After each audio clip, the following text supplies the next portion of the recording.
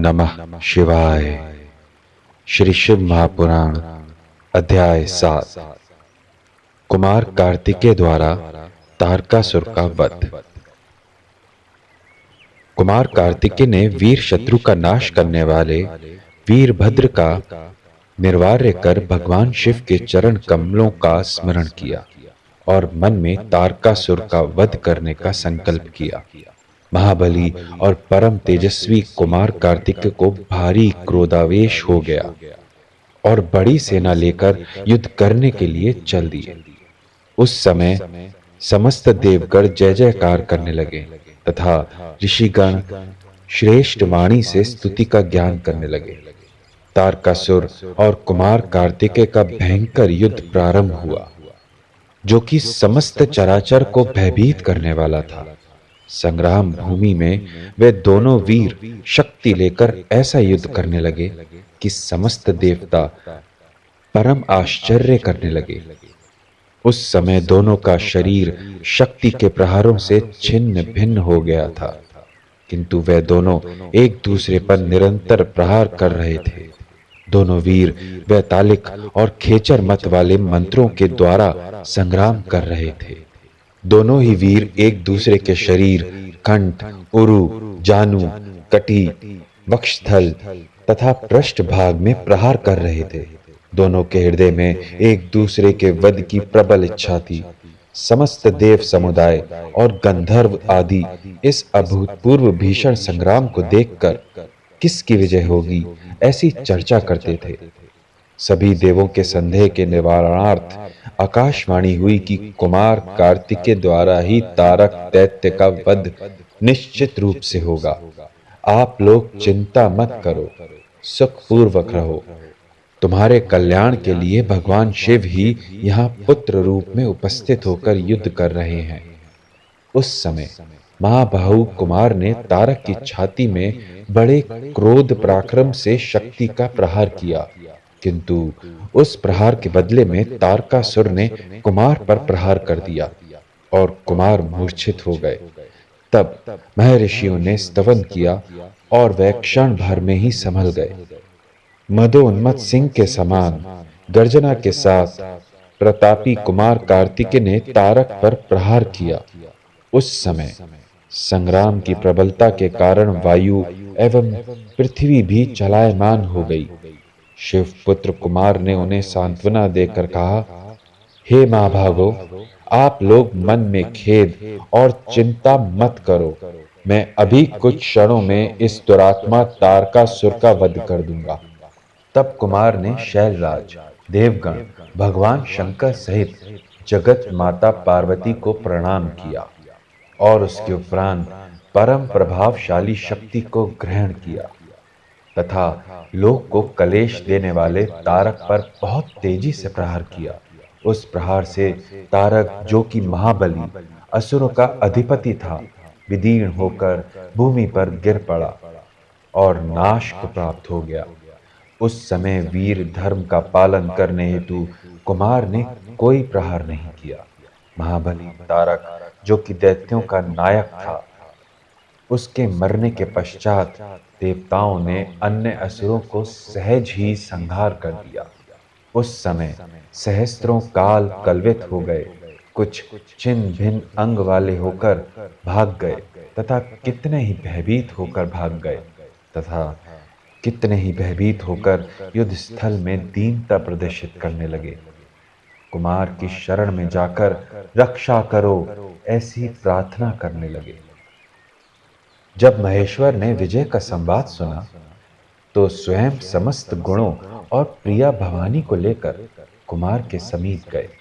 भास्कर के तुल्य कांति वाले पुत्र कार्तिकेय को मां पार्वती ने गोद में बैठा लिया और स्नेह से लाड़ करने लगी। उस अवसर पर हिमवान भी समस्त परिवार सहित उपस्थित हुए तथा पूज्य शंकर अपनी पुत्री तथा दोहते कुमार की प्रशंसा करने लगे। समस्त देवगण, ऋषि मुनि, विद्याधर, गंधर्व और सिद्ध चारण आदि ने भी प्रसन्न होकर शिव, शिवा और शिव कुमार की स्तुति की। चारों ओर विशेष वाद्यों का वादन होने लगा। जय जयकार और नमो नमः की तुमुल ध्वनि से आकाश गूंज उठा। ब्रह्मा जी और लक्ष्मीपति भी वहां गए और कुमार के साहस की प्रशंसा की। इसके अदंतर विधाता विष्णु, महेंद्र आदि समस्त देवताओं ने कुमार को आगे बैठाकर उनकी आरती की। वेद ध्वनि, गायन, वादन और यश कीर्तन आदि के द्वारा यह महान उत्सव मनाया गया। उस समय गान वादन के साथ बंदांजलि देवों से संतुष्ट होकर भगवान शिव प्रसन्न होकर कैलाश पर चले गए। एक समय वाणासुर से उत्पीड़ित होकर कौंच नामक पर्वत ने कुमार की शरण में उपस्थित होकर प्रार्थना की। हे कुमार, हे स्कंद, मैं वाणासुर के कारण अति पीड़ित हूं। आपकी शरण में आया हूं। आप मुझ दीनहीन की रक्षा करिए। हे नाथ, तारक वध के समय वो आपसे घबराकर भाग गया था। अब वो मुझे सता रहा है। विभो, आप तो दुष्ट दैत्यों के संहार करने वाले हैं और अपने ही तेज से प्रकाशित होकर देवों की रक्षा करने वाले हैं। आप उस दुरात्मा का वध करके मुझे सुख प्रदान कीजिए।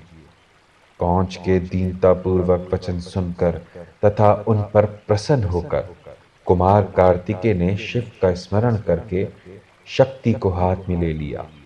बाण को लक्ष्य बनाकर उसका वध करने के लिए शक्ति को छोड़ दिया। उस समय शक्ति प्रयोग से समस्त दिशाएं तेज से प्रज्वलित हो उठी और एक महान ध्वनि हुई। क्षण मात्र में कुमार की शक्ति वाणासुर और उसके अनुयायी वर्ग को भस्मीभूत करके तुरंत कुमार के पास आ गई। तब कुमार ने क्रौंच से कहा कि तुमको सताने वाला वाणासुर मारा गया। उसके अनुगामी भी विनाश को प्राप्त हो गए। स्वामी कार्तिकेय के ऐसे वचन सुनकर क्रौंच को परम प्रसन्नता हुई तथा वो कुमार का स्तवन करके स्वस्थान को चला गया। इसके पश्चात परम प्रसन्न होकर कुमार ने समस्त पापों के समूह के क्षय करने वाले शिव के 3 लिंगों की स्थापना की। इन तीनों के नाम प्रतिगेश्वर, कपालेश्वर और कुमारेश्वर हुए। इसके उपरांत अपने जय स्तंभ के समीप में सर्वेश्वर लिंग को स्थापित किया। उस जगह पर शंकर के इन सभी सुस्थापित लिंगों की अद्भुत महिमा हुई। ये सभी कामनाओं को पूर्ण करने वाले तथा मुक्ति प्रदान करने वाले हैं। जब विष्णु आदि समस्त देवों ने कुमार के साथ कैलाश गमन की इच्छा प्रकट की, तब शेष जी का पुत्र कुमुद प्रलंबासुर दैत्य से पीड़ित होकर कुमार की शरण में पहुंचा। तारक वध के समय वो दुरात्मा भागकर पाताल लोक में चला गया था और वहां उपद्रव मचाना शुरू कर दिया था। महान गतिमान शेष जी के पुत्र ने गिरजा की शरण में आकर उनकी स्तुति की और कहा, हे देवादिदेव महादेव के आत्मज, हे महाप्रभु, इस समय मैं दुष्ट प्रलंब की पीड़ा से सताया हुआ आपकी शरण में आया हूं। हे स्कंद, हे तारक संहारक, कृपा करके मुझे प्रलंबासुर की पीड़ा से छुटकारा दिलाइए। मुझ दीन की रक्षा कीजिए। आप दीनों के बंधु, दया के सागर, शरणागत के प्रतिपालक और सत्पुरुष के उद्धारक हैं। कुमुद की दीनता भरे वचन सुनकर महाप्रभु ने तुरंत अपनी शक्ति उठा ली। जब गिरिजानंदन ने प्रलंब का वध किया तो आकाश और दिशाएं प्रज्वलित हो गए। 10,000 के बल वाले इस दैत्य को अनुचरों सहित शक्ति भस्म करके कुमार के पास वापस आ गई। उस समय कुमार ने कुमुद को आज्ञा दी कि तुमको सताने वाला दुष्ट दैत्य विनाश को प्राप्त हो गया है। अब तुम निडर होकर अपने घर को लौट जाओ। कुमुद ने बहुत प्रकार से स्वामी कार्तिकेय की स्तुति की और सादर प्रणाम कर स्वस्थान को चला गया। ये तारकावत की कथा पापों का क्षय करने वाली है और संसार में मनुष्यों की समस्त कामनाओं की पूर्ति कर मुक्ति एवं भक्ति प्रदान करने वाली है।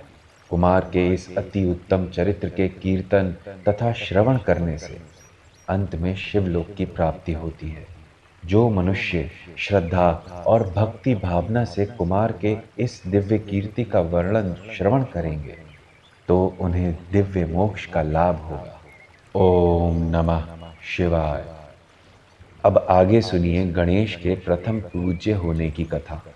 ब्रह्मा जी से ऋषि श्रेष्ठ अरज ने पूछा कि हे विधाता, गणेश जी को प्रथम पूज्य क्यों माना गया? आप कृपा करके मुझे कहें। विधाता बोले, हे विपेंद्र, परम तपस्वी महेश्वर और जगत जननी पार्वती अपने दोनों पुत्रों की बाल लीलाओं को देखकर परम प्रसन्न रहने लगे। हे मुनि श्रेष्ठ, शिव के दोनों आत्मज परम पितृ भक्ति से युक्ति होकर अपने माता पिता की सेवा करने लगे। इस तरह शिवा के षणमुख यानी कार्तिकेय और लंबोदर यानी गणेश में आए दिन शुक्ल पक्ष के चंद्रमा के तुल्य प्रीति का भाव बढ़ने लगा। एक दिन प्रेम के साथ एकांत में स्थित शिव और गौरी परस्पर विचार कर रहे थे। उनका विचार था कि उनके दोनों ही पुत्र विवाह संस्कार के योग्य हो गए हैं, सो इनका विवाह कर देना चाहिए। हमारे तो ये दोनों ही अतिशय प्रीति के पात्र हैं, परम प्रिय हैं। इस प्रकार कुमार और गणेश का विचार करते हुए महेश्वर गौरी सहित आनंद मग्न हो रहे थे।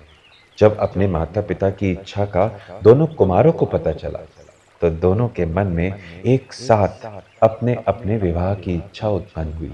उन दोनों ने अपने माता पिता के समक्ष बैठकर प्रार्थना की कि मेरा विवाह पहले करना चाहिए, और इस तरह दोनों का विवाद बढ़ गया। जगत जननी गौरी तथा जगत पिता महेश्वर अपने दोनों आत्मजों का विवाद सुनकर लोकाचार का आश्रय लेकर विस्मय करने लगे। उन्होंने विचार किया कि किस प्रकार दोनों के विवाह के विषय में निर्णय किया जाए। उन्होंने इसके उपाय स्वरूप एक युक्ति खोज ली। भवानी और महेश ने एक दिन अपने दोनों पुत्रों को बुलाकर कहा, हमने एक उपाय खोज लिया है जिससे कि तुम दोनों को सुख होगा। तुम दोनों ही हमारे परम प्रिय आत्मज हो, इसलिए समान भाव से ही प्यार के पात्र हो। हमने तुम दोनों के लिए प्रतिज्ञा की है कि जो समस्त भूमंडल की पूर्ण परिक्रमा करके यहाँ पहले लौट आएगा उसी का विवाह प्रथम करेंगे। अपने माता पिता के ऐसे वचन सुनते ही महाबलवान कुमार कार्तिकेय पृथ्वी की परिक्रमा पूरी करने को चल दिए। परम बुद्धिमान गणेश वहीं स्थित होकर बार बार मन में विचार करने लगे, मैं तो किसी भी तरह ये कार्य पूरा नहीं कर सकता। अब क्या करूं? कहां जाऊं? इस भूमंडल की परिक्रमा करना तो अति कठिन कार्य है। ऐसा विचार करके मतिमान गणेश जी ने एक अद्भुत उपाय सोच लिया। गणेश्वर ने स्नान आदि से शुद्ध होकर अपने माता पिता से विनती की कि मैं पहले आप दोनों को सिंहासन पर विराजमान करके आपकी अर्चना करना चाहता हूँ, सो आप मेरे समीप विराज कर मेरी ये इच्छा पूर्ण करें। गणपति की ऐसी प्रार्थना सुनकर महेश्वर और पार्वती दोनों सिंहासन पर विराजमान हो गए। गणेश ने भक्ति के साथ उन दोनों का अर्चन कर 7 बार प्रणाम पूर्वक परिक्रमा की। अब बुद्धि के सागर गणेश जी ने हाथ जोड़कर कहा, हे माता, हे पितृदेव, आप मेरी प्रार्थना सुनकर शीघ्र ही मेरा विवाह करें। ये बात सुनकर भगवान शंकर और गौरी गणेश से कहने लगे, जिस प्रकार कुमार कार्तिकेय भूमंडल की परिक्रमा करने गए हैं, वैसे ही तुम भी पर्वत कानन सहित भूमंडल की प्रदक्षिणा करके शीघ्रता से आओ। अपने माता पिता के ऐसे वचन सुनकर गणेश ने क्रोधपूर्वक कहा, हे माता, हे पिता, आप दोनों ही महामनीषी और धर्म स्वरूप हैं। मैंने तो एक बार नहीं 7 बार समस्त भूमंडल की प्रदक्षिणा कर ली है। इस पर भी आप मुझे पुनः परिक्रमा की आज्ञा दे रहे हैं। गणेश जी के वचन सुनकर लीलाधारी प्रभु बोले, हे पुत्र, तुमने भूमंडल की परिक्रमा किस समय पूरी कर डाली? प्रदक्षिणा ना करके भी क्यों कहते हो कि कर ली? अपने माता पिता के वचन सुनकर महामतिमान गणेश ने कहा, मैंने आप दोनों माता पिताओं का पूजन कर 7 बार परिक्रमा कर ली। मैंने तो अपनी बुद्धि के अनुसार समस्त भूमंडल की प्रदक्षिणा पूरी कर ली है। ये बात तो वेद और शास्त्र सम्मत है कि माता पिता का अर्चन करने से, उनकी परिक्रमा करने से भूमंडल की प्रदक्षिणा का फल मिलता है। अब ये आप निर्णय करें कि ये बात कहाँ तक सत्य है। वेद और समस्त शास्त्र इस बात को कहते हैं कि माता पिता की आज्ञा बिना जो तीर्थाटन करता है उसे उनकी हत्या का पाप लगता है। पुत्र के लिए इनकी सेवा करना ही सब तीर्थों का फल प्रदान करता है। पुत्र की स्त्री के लिए भी यही आदेश है। यदि आप ये बात नहीं मानेंगे तो लोक में ये सभी शास्त्र झूठे हो जाएंगे। साथ ही आपका ये सत्य स्वरूप भी असत्य हो जाएगा। ये निर्विकार सत्य है। अब आपको मेरा शुभ विवाह कर देना चाहिए या शास्त्र मर्यादा को अमान्य कर देना चाहिए। इन दोनों में से जिसे आप श्रेष्ठ समझें उसे ही करें। महाज्ञानी गणेश्वर इतना कहकर मौन हो गए। पार्वती और महेश्वर अपने आत्मज की युक्ति युक्त बात सुनकर परम प्रसन्न हुए और उनकी बढ़ाई करने लगे। हे आत्मज, तुम यथार्थ कह रहे हो। निश्चय ही तुम्हारी बुद्धि महात्माओं जैसी है। जो कुछ तुमने कहा है वो सर्वथा सत्य है, उसमें अन्यथा कुछ भी नहीं है। भास्कर के उदय होने पर अंधकार की भांति संकट आ जाने पर भी जिसकी बुद्धि कार्य करती है वो धन्य है। वस्तुतः जिसमें बुद्धि होती है उसी में बल होता है। बुद्धिहीन में बल नहीं रहा करता। बुद्धिमान खरगोश ने बल से मदोन्मत्त सिंह को कुएं में डाल दिया था। हे पुत्र, तुमने जो कुछ भी इस समय किया उसे कोई नहीं कर सकता। हम दोनों ने तुम्हारी बात मान ली है। इस प्रकार बुद्धि के सागर गणेश जी प्रथम पूज्य बन गए। ओम नमः शिवाय। यहाँ श्री शिव महापुराण के 7वें अध्याय का समापन होता है।